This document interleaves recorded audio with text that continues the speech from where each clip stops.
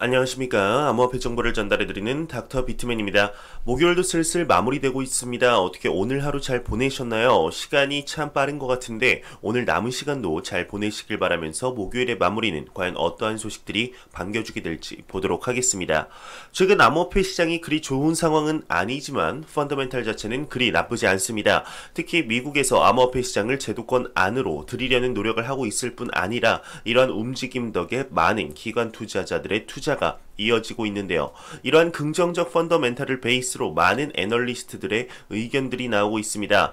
오늘은 비트코인이 10년 뒤 100만 달러까지 상승 가능하다 언급을 한 애널리스트가 있는데 같이 내용 보도록 하겠습니다.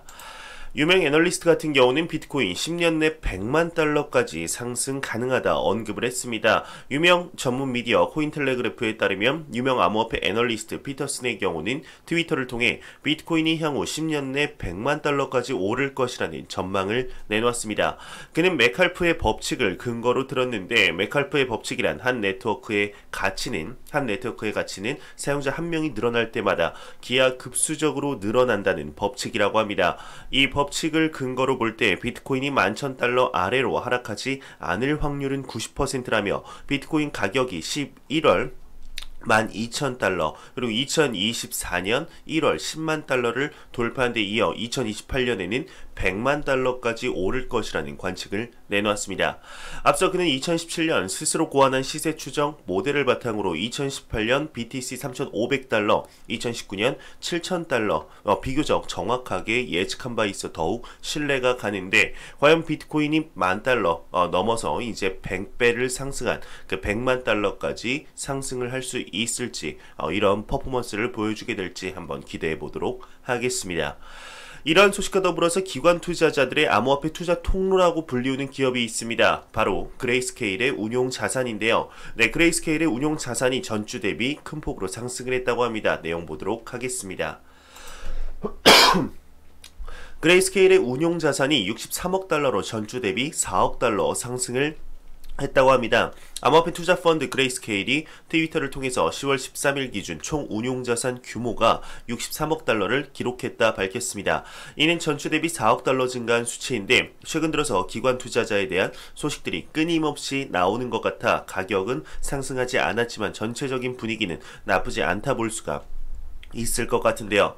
현재 미국의 나스닥 상장 기업인 마이크로 스트래티지를 시작으로 미국뿐 아니라 전세계 증시에 상장되어 있는 총 기업 15곳이 비트코인에 투자를 했다고 합니다. 총 비트코인 투자 금액이 무시하지 못할 금액인데 이에 관한 내용이 나왔습니다. 한번 보도록 하겠습니다. 15개의 상장 기업이 비트코인 69억 달러 이상을 투자했다고 합니다. 개수로는 60만 개 이상의 비트코인이라고 하는데 비트코인 트레저리가 집계한 데이터는 약 60만 1,479개에 달하는 비트코인이 나스닥, 토론토, 캐나다, 호주, 런던, 장외거래 그룹 등에 상장된 회사들에 의해 보유되고 있음을 보여준다고 합니다. 비트코인을 보유한 15개 상장사는 각각 투자 시점부터 총 5억 달러, 하나 5,735억 원을 벌어들였다고 하는데요. 이 중 대다수는 그레이스케일의 GBTC에 보유가 되고 있다고 합니다. 현재 투자한 기업 중 트위터의 CEO 잭 도시가 설립한 스퀘어가 얼마 전 5천만 달러 상당의 BTC를 매입해서 화제가 되었었죠. 이 스퀘어의 행보에 대해서 JP모건 애널리스트가 언급을 했습니다. 미래에 대한 신뢰다 언급을 했는데 이에 관한 내용도 같이 보도록 하겠습니다. 참 기관 투자자에 대한 내용들이 많이 나오는 것 같습니다. JP모건 애널리스트 같은 경우는 스퀘어의 비트코인 투자는 미래에 대한 신뢰다 이렇게 언급을 했죠. JP모건 애널리스트 같은 경우는 스퀘어가 약 5천만 달러 상당의 비트코인을 구입한 것에 대해서 더 늘어날 수도 있다 보고 있다고 하는데요. 이에 JP모건 애널리스트의 경우는 스퀘어의 비트코인 투자를 비트코인의 미래에 대한 강력한 지지 표명이라고 규정을 했으며 스퀘어의 추가 투자 가능성도 지적을 했다고 합니다. 스퀘어의 CEO 잭 도시의 경우는 트위터상에서 비트코인을 구입한 것에 대해 스퀘어가 5천만 달러 상당을 비트코인에 투자한 것보다도 더 중요한 것이 우리가 구매한 방법을 공유하는 것이다 이렇게 언급을 했는데요. 이 말은 얼마 전 제 영상을 보신 분들이라면 아시겠지만 스퀘어 측에서 전 세계 최초로 비트코인 구매 백서라는 것을 내놓았습니다. 암호화폐를 투자하고 싶지만 어떠한 방법으로 투자하는지 궁금해하는 기관들을 위해 내놓은 백서인데 전체적으로 지금 긍정적인 의견들이 지배적이었죠. 네, 현재 이처럼 나스닥 상장 기업인 마이크로스트래티지를 시작으로 많은 기관들이 암호화폐 시장을 가지며 실질적인 투자가 이어지고 있는데 이러한 상황 속 한 보고서가 또 나왔습니다. 피델리티의 보고서인데요. 금융자산의 5%를 비트코인으로 했을 경우에 우위성 수익률을 얘기하는 것이겠죠. 주제로 보고서가 나와 화제가 되고 있습니다. 내용 보도록 하겠습니다. 피델리티 보고서 같은 경우는 금융자산의 5%를 비트코인으로 했을 경우에 우위성이라는 주제로 보고서를 내놓았습니다.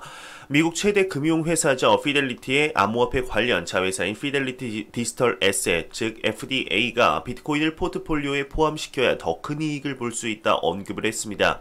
FDA의 경우는 비트코인 투자를 테마로 한 최신판의 보고서를 공개했는데 포트폴리오에 비트코인을 추가하는 비율을 바꾼 시뮬레이션을 바탕으로 최종적으로 포트폴리오 전체의 5%를 비트코인으로 하는 것을 권장을 하고 있습니다.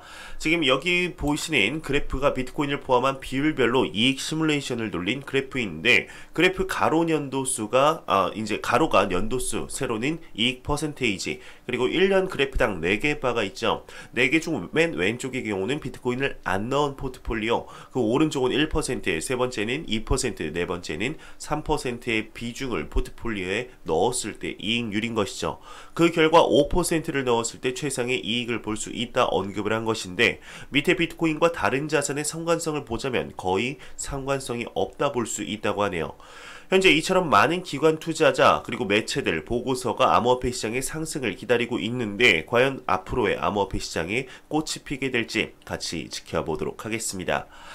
현재 전 세계적으로 암호화폐 시장에 대한 재조명이 이루어지며 제도권 안으로 들이려는 움직임이 보이고 있죠. 미국에서는 암호화폐 시장에 대한 큰 프레임워크가 나온 상태이지만 전 세계의 몇몇 국가들은 암호화폐 시장을 끔찍히 싫어하고 있는 것도 사실입니다.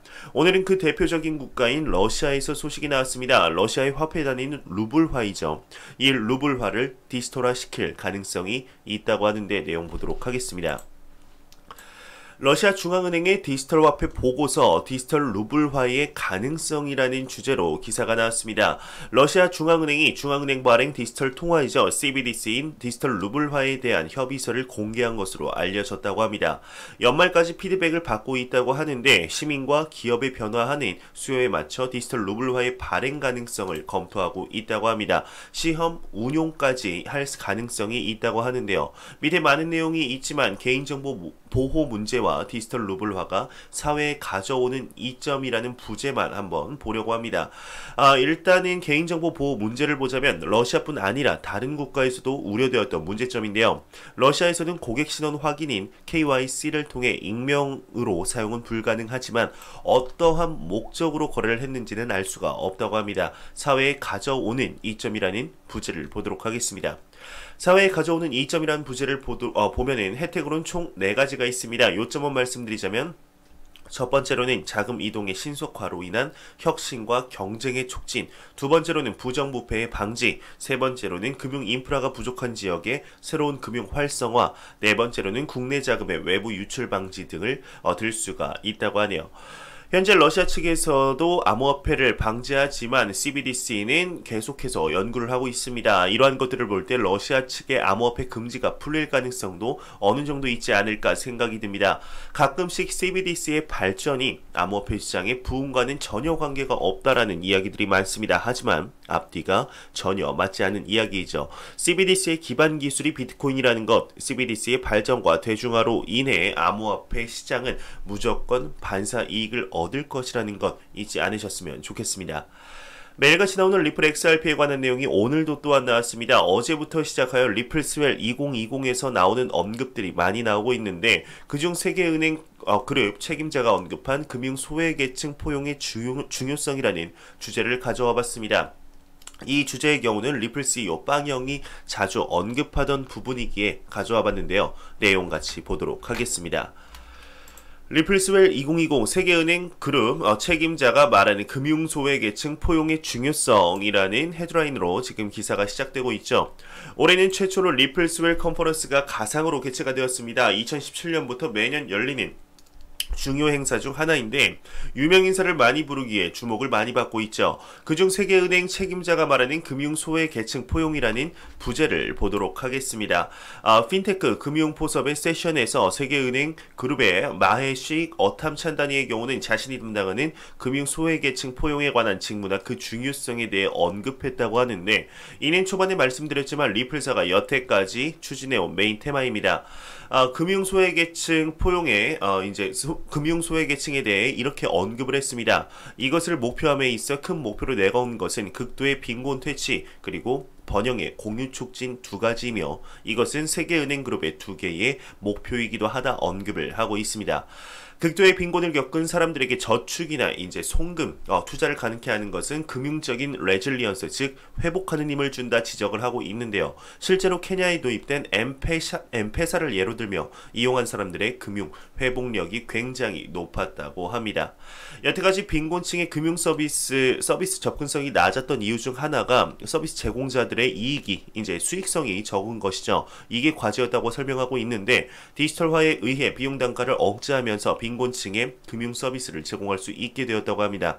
암호화폐 시장의 긍정적인 기능인 것이죠. 이뿐 아니라 거래 속도와 투명성 또한 높아지니 계층에 맞게 서비스 제공이 가능하다는 것이죠. 실제로 2014년부터 17년 사이에 사하라 사막 이남 아프리카 지역에서 일반적으로 은행 등 전통적 금융 서비스에 접속할 수 있는 지역에 비해 계좌를 만든 이용자 수가 2배 증가를 했다고 합니다. 디지털화에 의해 금융소외계층 포용은 크게 진행이 되고 있다 언급을 하고 있습니다. 암호화폐 시장의 순기능과 그 역할에 대해서 정확하게 이야기를 한 것이지 않을까 생각이 듭니다. 이러한 기능들에 대해서 암호화폐를 잘 모르는 분들의 경우 전혀 알 길이 없죠. 그렇기에 도박, 투기, 갬블로 생각을 하게 되는데, 이러한 컨퍼런스가 리플뿐 아니라 많이 개최되어 가장 중요한 인식의 제고가 이루어졌으면 좋겠다 생각이 들게 되네요. 안 보고 가면 섭섭하겠죠. 크립토 공포 탐욕 지수입니다. 전날 56포인트 대비 3포인트 내리며 53포인트를 기록하고 있는데, 투자 심리가 위축되면서 탐욕 단계에서 중립 단계로 전환이 되었습니다. 이 지수는 0이면 공포, 100이면 낙관을 의미하게 되죠. 53포인트, 그렇게 높은 포인트는 아니지만 낮은 포인트도 아닙니다. 10월의 중반에 벌써 50포인트에 도달을 했는데, 10월 말 11월에 시작은 다시 한번 70포인트, 80포인트에서 시작을 했습니다. 좋겠습니다. 이 공포탐욕 지수 같은 경우는 유동성 거래량 25%씩, SNS 언급량, 설문조사 15%씩, 비트코인 도미넌스, 구글 검색량 10%를 기준으로 산출이 되게 됩니다. 제가 준비해온 소식은 여기까지입니다. 마지막으로 코인 마켓캡에서 가격 보고 마무리하도록 하겠습니다. 네, 메이저 탑10 코인들 한번 전반적으로 보도록 하겠습니다. 비트코인 같은 경우는 0.25% 하락하면서 1,300만원대, 이더리움이 0.76% 하락하면서 43만 4천원대, 4위의 XRP가 지금 2.79% 하락하면서 285원대를 보여주고 있습니다. 비트코인 도미넌스 같은 경우는 전날과 크게 다르지 않는 58.7%로 매우 강력한 암호화폐 시장의 시가총액 점유율을 볼 수가 있겠네요. 제가 준비해온 소식은 여기까지입니다. 영상이 도움이 되셨다면 구독과 좋아요 그리고 광고 한 편만 처음부터 끝까지 시청해 주시기 바랍니다. 이 채널은 오직 광고 수익으로 운영이 되게 됩니다. 항상 영상 시청해 주시는 시청자분들, 구독자분들 너무나 감사합니다. 저는 다음 영상으로 찾아뵙도록 하겠습니다. 지금까지 닥터 비트맨이었습니다. 감사합니다.